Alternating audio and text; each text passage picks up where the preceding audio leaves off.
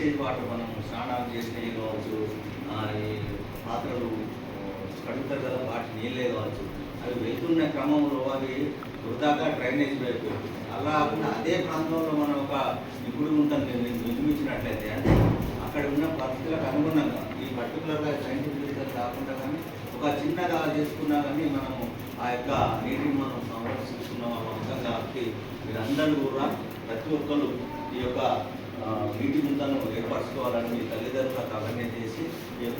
ఈ నీటి విషయమాన్ని మీరందరూ కూడా చిన్న పిల్లల స్థాయి నుంచే మీరు దీని యొక్క అవగాహన కల్పించుకొని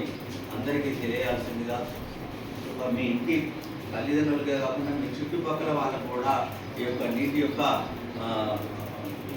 ఉపయోగము ఏ విధంగా మనం వాటిని కాపాడుకోవాలనేది మీరందరూ అవేర్నెస్ చేయాలని కోరుకుంటూ మరి ఇప్పుడు ఒక వీడియో మనం ప్లే చేయాల్సిందిగా కోరుతాం.